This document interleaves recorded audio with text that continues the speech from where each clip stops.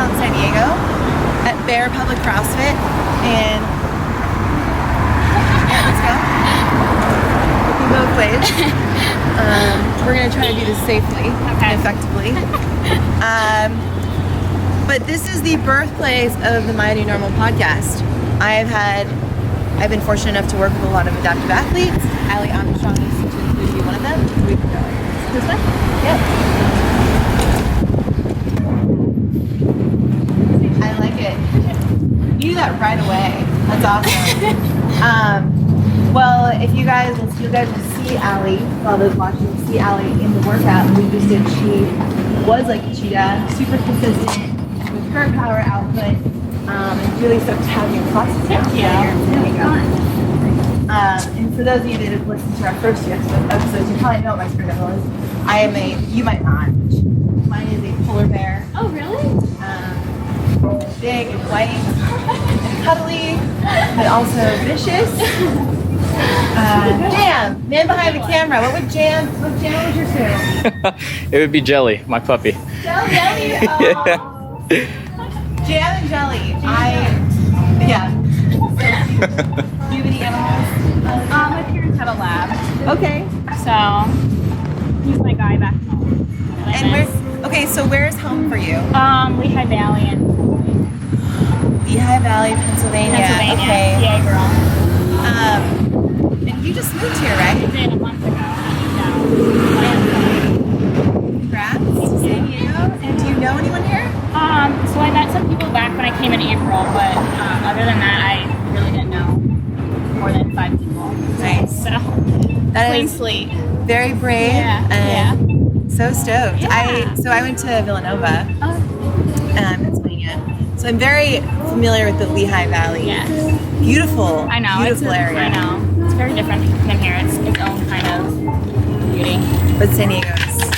Sorry. You chose the right coast. Yeah, for sure. for sure. You okay? We're not going to get jammed in here. Okay, here we go. Yeah, don't get it. Okay, so you came out here from Lehigh Valley. Yes. And what are you doing out here? So I'm starting work. I work as an occupational therapist. I'm starting to work in a school actually next week. So I've kind of had the last month off just to get settled, kind of find new hobbies and everything to start to keep myself busy. The big thing why I came out here is just to get more active and find that missing part that I didn't really have back in Pennsylvania.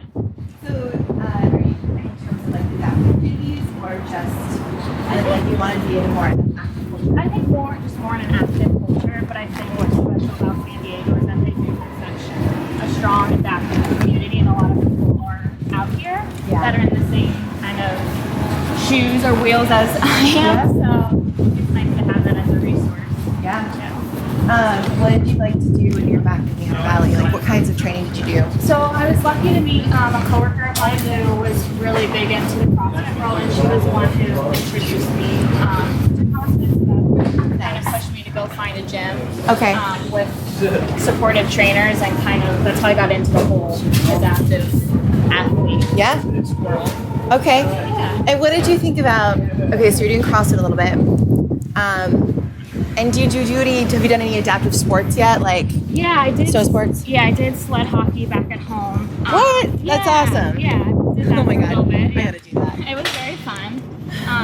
Nice. And then recently I got into basketball out here. So. Oh, are you playing with the Wolfpack? Yeah, I've been practicing a little bit with them. So. Oh, that's a really awesome group of guys. Yes. And gals. Yeah. I worked with them a couple years ago as their strength coach. Oh, fun. Yeah, really good group. Yeah. So you did adaptive sled hockey. Yeah. That is. Yeah. I have to do that. I just did wheelchair basketball with Jaime. Oh. And that was great. I think everyone should try wheelchair basketball and experience the difference. Yeah. I would totally agree with that. It's definitely challenging, but it's really competitive, and there's so much strategy to it. Yeah. Which I didn't really think. Yeah. And it's just different biomechanics from standing or knee to experience it from a different angle and not be able to use your legs, what that requires. Right. I think it's really humbling. It's actually harder.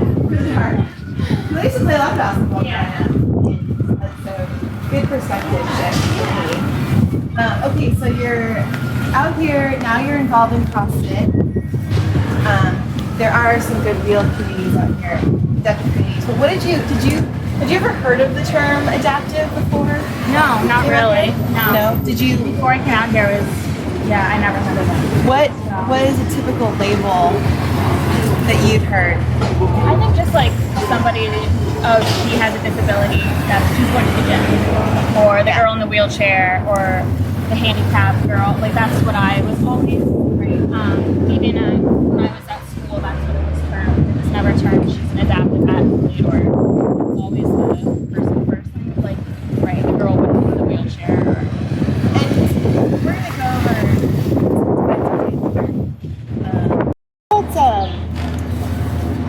So the language is the language. People oftentimes don't know how to approach anyone that looks different or moves differently. And I've noticed that, and it's like people I think mean well, but they also just don't know. I think people oftentimes, because of the way they see themselves or their own insecurities, it makes when they see someone different, they may be more shy and like standoffish. I kind of looked at the term disability, and handicapped, and it's literally means like can't do something, right? And the athletes I've worked with, such as yourself, who've been in wheelchairs or have limbs or neurological conditions, like they're fully capable of doing those things. It just looks different. And I find those terms a little disempowering. So I like using the word adaptive, and I think it applies to actually any human, not even if you haven't had a major injury. We all can adapt, which means essentially change. I think what makes you all, so to be able to come into a CrossFit gym and like choose to engage in communities and like find communities that build you up and like challenge you and don't coddle you, like that takes a adaptive mindset. But it's beyond just what you're beyond physical healing, right? Your body is healed, but now you've like chosen to reach a new optimal, like a new normal, and that takes a resilient mind to do that. Because I've seen many people who've had major injuries as well as small injuries, like choose to go the other way, which is maladaptation, not changing, and I consider that disabled. Whether you have a major injury or not. So we don't want to ever get like wrapped up in the terminology, but I think the more people that talk about adaptive, the better. And the reason why like My New Normal came out is because it's whether you're an athlete, a business, someone who has lost someone, I want to know everyone who's gone through something and come out and chosen to come out the other side in the most optimal way. So with that, now that you've moved out to San Diego, which I'm sure was an easy choice, it's a big transition. I mean, you're 5 people. It's maybe a little bit more. There are some communities out here for you. And so what, if you don't mind, sharing the journey of becoming adaptive? When were you injured? How were you injured? And what has that journey been like? So I was injured when I was 17. How old are you now? I'm 25. I had to think about it. Like 21. Oh, thanks. So it was about 8 years ago in a sledding accident during a snow day. So I just broke my back and it went into my spinal cord injury, and I suffered a complete spinal cord injury at T12L1.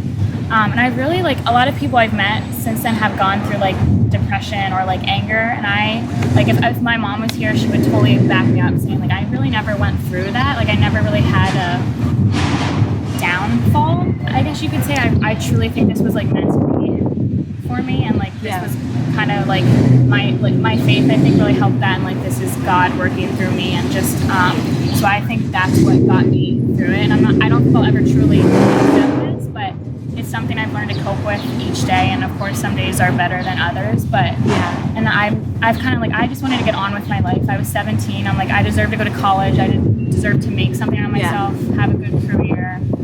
So I kind of just always had that mindset, just follow my heart, have faith that things are going to work out, and they have.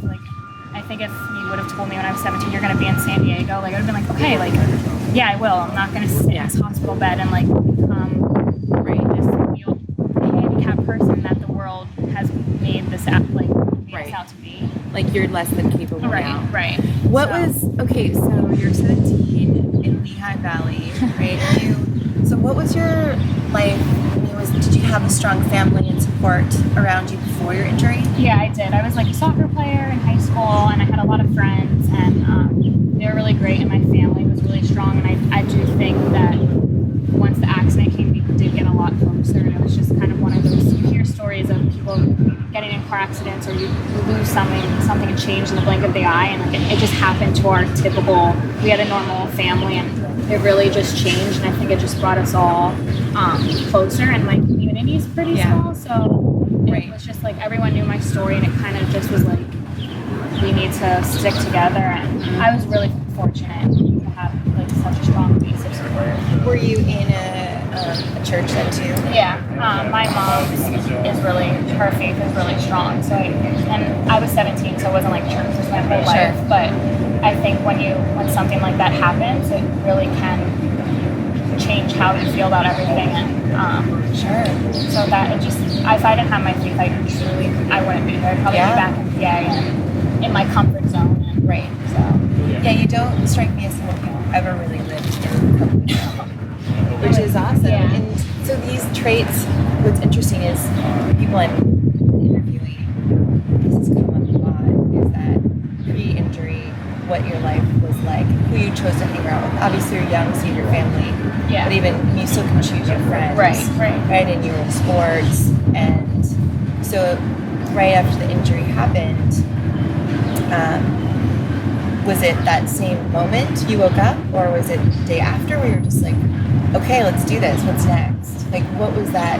I know that looking back, like that was a huge experience, right? Yeah. Like a complete life changer for anyone. Yeah. So what was your thoughts on that initial, like when you found out? I think when I found out, it was like, they like were kind of, no one ever told me like, you're not going to walk anymore, or it was kind of like, this is what happened, and these are the facts. We can't say what's going to happen in a year, 2 years. Yeah. So I was kind of like, my mom said, let's take it each day as it is, and I remember the first thing was like, you need to learn how to get dressed again, and I think that was, I remember looking back, and I couldn't put my sneakers on, and I just remember like sitting in therapy and like crying, and I was like, this sucks, but I was like, I don't want someone to do this for me. Like, that made me feel like I wasn't a human being. Yeah. And I didn't want that taken from me. So I was like, all right, tomorrow I'm going to try to at least put my socks on by myself while being able to sit upright without a support behind me. And I kind of just took it in bits and pieces, and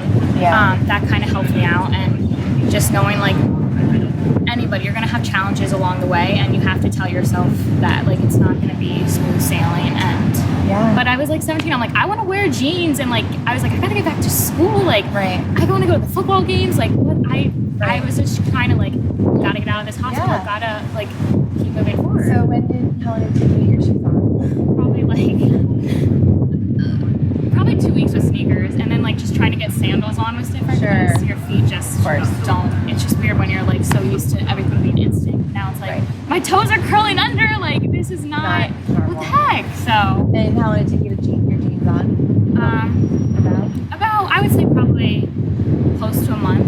Okay. But that was like, got it. I was like in bed, and then they're like, oh no, now try it in your wheelchair. Now try it on the toilet. And that was like, I was like, oh, it's different in each different environment. But I was like, if I don't challenge myself to go out in public and at least try on the bathroom by myself, how am I ever going to be able to do it? So good for you. Yeah. So you kind of took, I mean, as an athlete, I would say like an athlete mentality of like, okay, I don't know the skill. Right. So in order for me to be healthy for my team, I need to figure this out. Yeah, and it was like kind of that competitive mindset. Yeah. Like it was like a competition with myself, and I would like go on YouTube and I would like see people like, we're doing it. So I was like, what the heck, I can do this too. And I'd like go to therapy, I'd be like, all right, we're like I need to work on this today. And so I kind of like had that mindset of like, it was my own battle with myself and not people around me. So you're competing against your best self, like trying to get these skills down so you can ultimately be independent and function in high school. So your injury, let's go to the injury real quick. T12, L1 complete. So are you able to, so people that don't know about spinal injuries, that means not feel anything or moving so no legs. Yeah, I mean they say complete, and then I have more sensation on my left, and then I'm able to move my right leg a little bit. Like I have capital braces. Right. But knee, ankle, foot, orthotic. Yep. So, but I really haven't gotten much back. I don't get those spats this week. Yeah. Okay. So when you move, you don't have to worry about spasticity. Okay. Are there any major concerns with the injury that you have to keep in mind in your daily function? I think just like the daily function, of course, like the typical like bladder and all that, like that.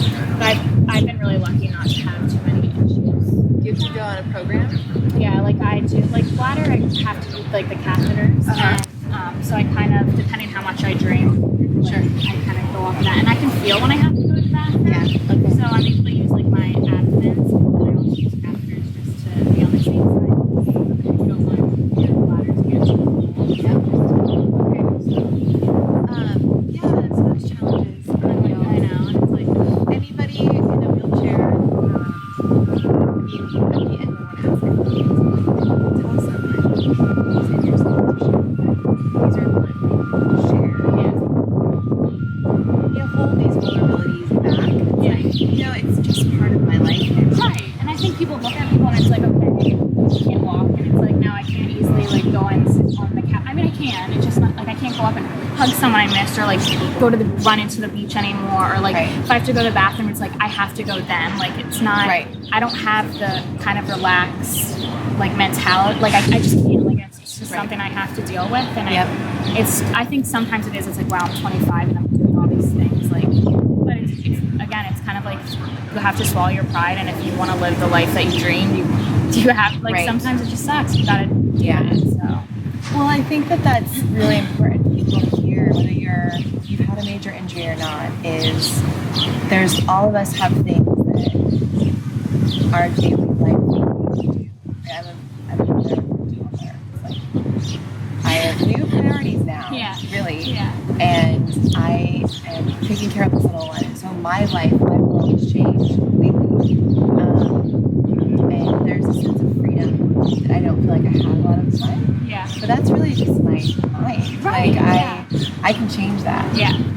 But I think everyone can relate to that in a way of just like, okay, there are things that are going on with my body or my job or my family that I feel get in the way. Like, what am I doing this at 35 or 37? Or, oh my gosh, I just dealt with this yoo-hoo in my work. What the heck? Like, but it is what it is. You deal with it. Right. You move on. You keep moving forward.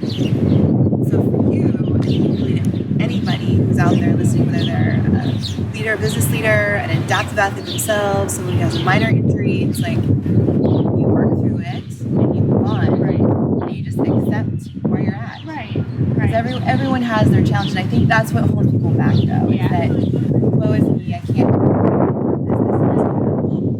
It just might look different, or it just might be slower, or maybe you can't do it right now. A lot of times I tell women who are children who are driven too, it's like you can't do everything all at once.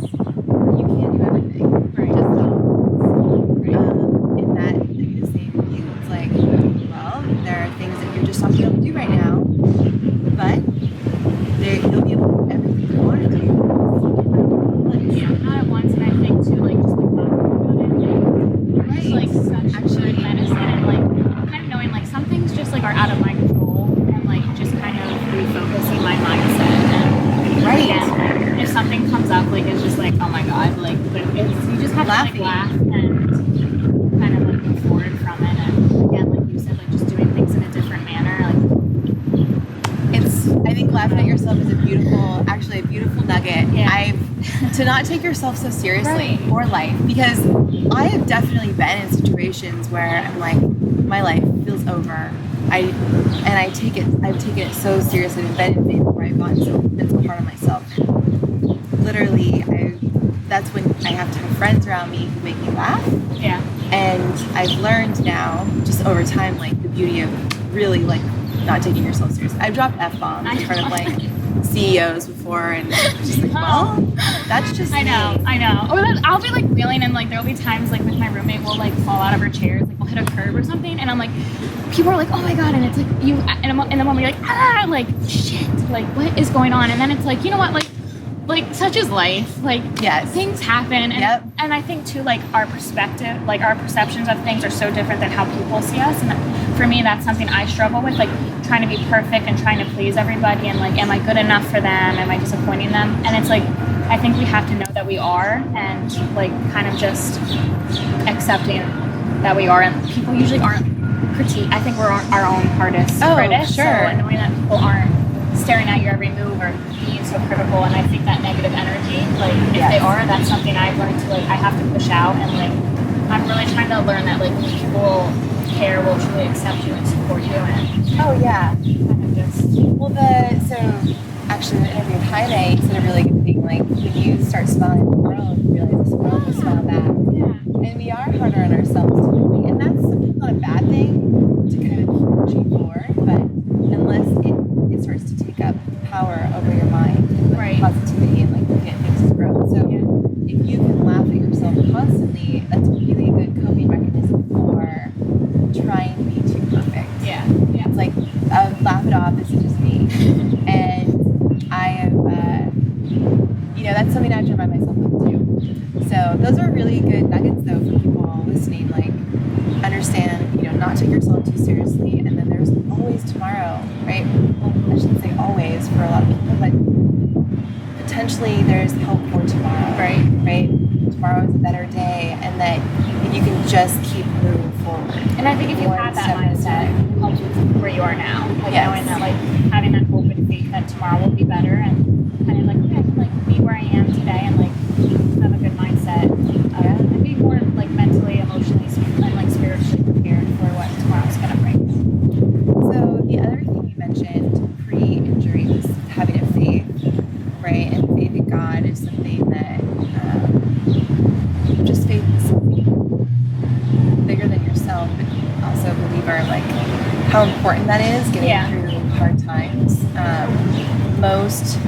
If you look at like AA, I didn't know much about Alcoholics Anonymous, but the reason why it's been so incredibly successful, the most successful way to help people heal from alcoholism is because it's faith-based.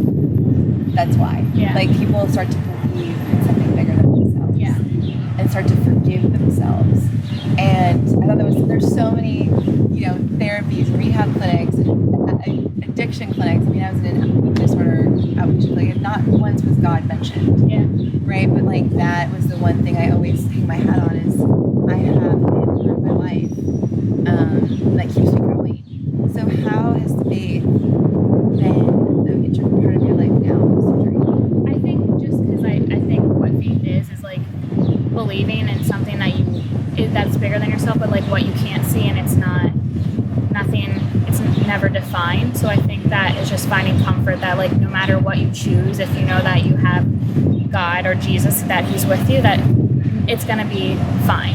And I wish I had like better words to explain it, but it's almost like what I feel like in my heart, and like that it's Him working through me. And it's like people are like, oh well, Jesus isn't real. I'm like, look around, like He's in everybody that you see, like in different forms, and like that's what God's word is, that Jesus is on this planet. Yeah, might not see the guy with long hair and beard, but he might be there to help you open a door, push you up a steep hill, or just that extra good morning or hello, how are you doing, like from someone passing you by. Like I think, and that's where I see my faith, like in others, and then I'm able to feel what I feel in my heart. So Well, I think that's beautiful. Like I think that's so important for people to have that faith. Whether it's you're a Christian, so I grew up very Catholic, very religious, but I no longer practice Catholicism.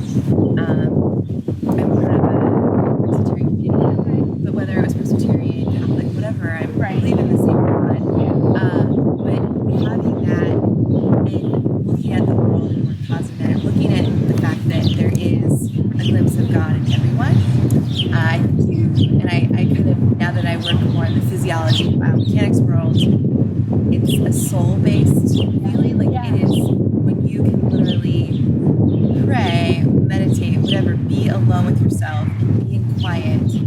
That's when the communication with God is actually happening. And what I found, and it's, they call it like the chauffeur side of the gap. I find it's that quiet solitude and just it's like a sense. Yeah. The talking with God is a sense. But what it allows for is calm in the body, therefore calm in the mind. It creates less tension. Like, the breath work can do that, right? It creates less tension. But it allows us to get to know ourselves on a deeper level. And then it allows you to be more calm and clear with people around you, the decisions you make. And oftentimes more positive. Right. Because the more tense we are, the more reactive we are, the less more rational. So in a way, for faith, I've learned the physiological benefits of it too. Yeah. And you making the decision to, you choosing to be around the people you were in principle, obviously your family, but then like choosing to come out here, come in an occupation, not letting things stop you. It's rooted in the soul, rooted in faith. And like you can just see that in the way you act, and the way you treat people. Yeah. Even though I've known you very little. So it's pretty cool to see. Yeah. And I wish I could. People are like, "How do you like have such a good attitude?" I'm like, I really don't know.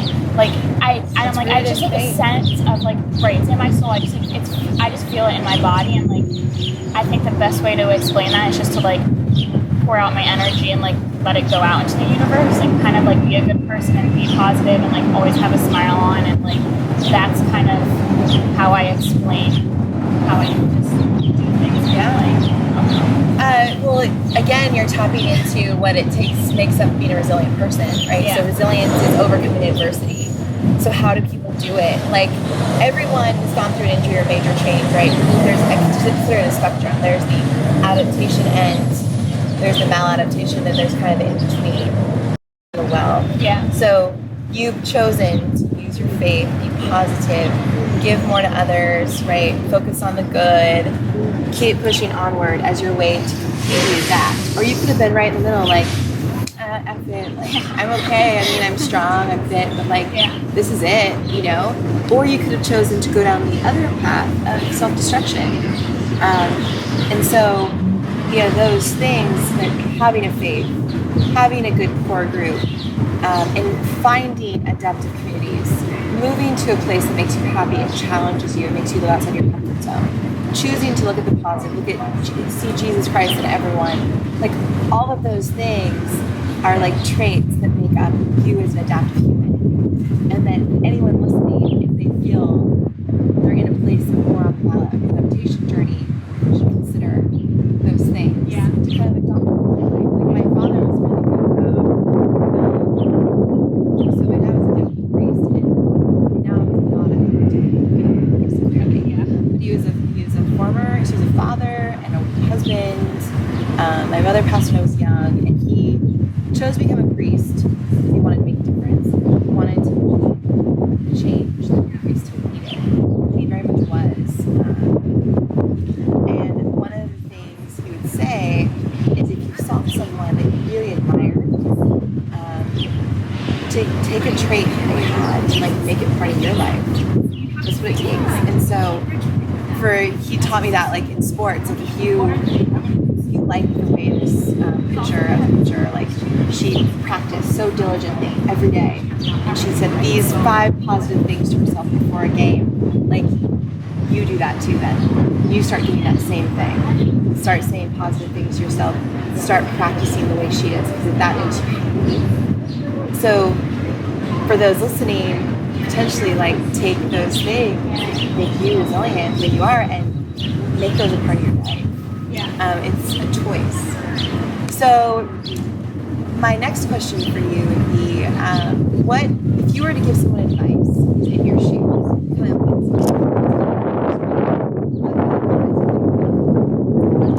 of like it's not the end, and like I think a big part of coping with it moving forward is like, you're kind of, and a lot of people probably say this, you have to mourn that person before your injury, and like that person, you're gonna lose it, and like, but you still, like your heart, that you still have that with you, and it kind of, I think, awaken your soul and kind of make you into the person that you always wanted to be. And you have such a great opportunities. I think now, like, it's 2018 and there's just so much openness more in the world and more acceptance. And I just think that it's gonna be hard as shit, and it's gonna it's each day is gonna be a new battle, and there'll be battles to come. And but I think you just have to take it with a grain of salt and surround yourself with people who will support you. And again, like, go to bed knowing, like, I'm gonna get through this. Like, take each day as it comes, and you're gonna be fine. You're gonna be okay. And I mean, it's easier said than done, but I've lived it. I've done it. And if someone told me, like, you're gonna have a spinal cord injury, like, when I was 15, I would have been like, I'm screwed. Like, what? But somehow I did it. I'm here. 8 years past, like, across the country from the strongest support system of my family and my friends, and I'm here doing it myself. So life can go on. Right, life goes on. Active life it might just look different, and that's who cares? It might look different, but it might be a lot better than if it didn't have happened. Like, I would be at home in the Lehigh Valley working a typical, probably, desk job, and now I'm like an occupational therapist living in San Diego. Like, what the hell? So awesome. Like, holy shit! It's like very, like, surreal to me. Like, it's crazy. It's very like brave. I'm living my dream. Like, oh my god, I feel like I'm in a movie. You're extremely brave. Yeah. And I think just your overall energy, that's why we obviously build these things. I want people to see the energy. It's like, everyone's undergone something really hard to get through it. But it's not going to be easy. And you will cry. And you're going to cry and you're going to scream and you're going to be like, oh my god. And like, but that's it. Like, that's like you, how lucky are we to feel all those emotions and, like, go through all that stuff and, like, come out the other side being a better person. So we're lucky. So tell me a couple more things. So relationships wise, has your friendships changed, or relationships with significant others? I think I've just, like, learned, like, friend wise, like, just how important it is to be around people who have, like, kind of the same, like, positive attitudes as I do, and, like, almost, like, values in life, like, what's important. And I do really well working around people who are, like, driven and motivated and, like, goal oriented. And like, just like, okay, what's next? Like, let's keep pushing ourselves.